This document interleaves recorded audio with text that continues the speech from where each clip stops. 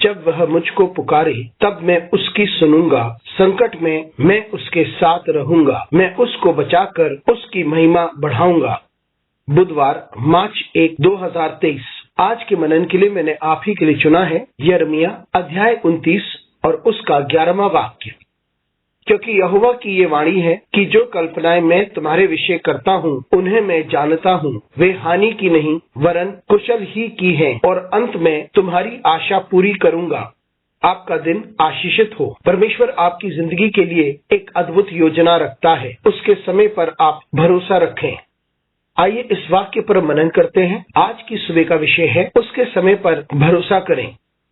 यह हम जानते हैं कि इजराइल के लोग बाबुल की बंधुआई में थे और हर प्रकार की स्वतंत्रता जो उनके पास थी उसे वे खो चुके थे और वे बाबुल के राजा के अधीन थे और वही उन पर प्रभुता करता था और उनके पास कोई स्वतंत्रता नहीं थी कि जो वो करना चाहते थे वे उसे कर सके। वे व्याकुल थे और बिखरे हुए थे और उनमें से बहुत से थे जो अपने आप को नबी कहते थे और नबूवत करते थे और वे कहते थे कि उनके लिए सब कुछ ठीक हो जाएगा। और उस वक्त यिर्मयाह जो भविष्यवक्ता है वे एक पत्र लिखता है उन लोगों के लिए जो बाबुल में हैं और वे उनसे कहता है कि वे झूठे भविष्यवक्ताओं पर भरोसा ना करें और वे परमेश्वर की योजनाओं के बारे में बात करता है। और उस वक्त परमेश्वर कहते हैं कि वह ऐसी परिस्थिति में होंगे कुछ समय के लिए जहां उन्हें परेशानियों में से होकर जाना होगा और वे अपने आप को बिखरे हुए महसूस करेंगे और ये 70 साल तक होगा। लेकिन परमेश्वर के पास एक योजना है, एक योजना जो उनकी भलाई के लिए है। वे उन्हें समृद्ध करेगा,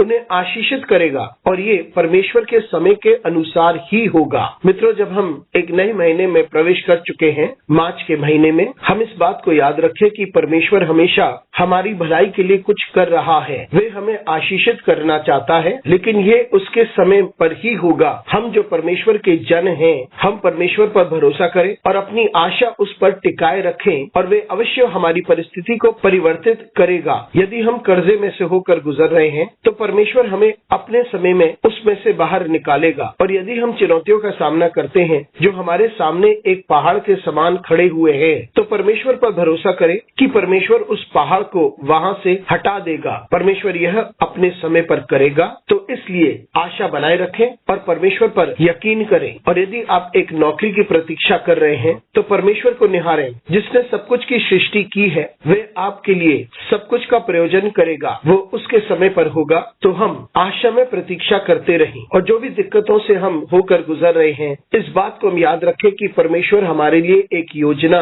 रखता है। ऐसी योजना जो हमारी खुशहाली के लिए है, जिसके द्वारा हमें आदर मिलेगा। ऐसी योजनाएं जिससे हम बचेंगे और जो हमें आशा देंगी और ऐसी योजनाएं जो हमें एक अद्भुत भविष्य देती हैं। यदि हम परमेश्वर पर भरोसा करें और उसके समय की प्रतीक्षा करें तब हम अद्भुत और महान कार्य को अपनी जिंदगी में देखेंगे। अनुग्रहकारी परमेश्वर स्वर्गीय पिता, तुझे धन्यवाद देते हैं, तेरी स्तुति करते हैं, तेरा आदर करते हैं और तेरी महिमा करते हैं। तुझे धन्यवाद देते हैं उन योजनाओं के लिए जो तू हमारे लिए रखता है। हम आशा में तेरे लिए रुके रहते हैं। यीशु मसीह के नाम से मांगते हैं, आमीन।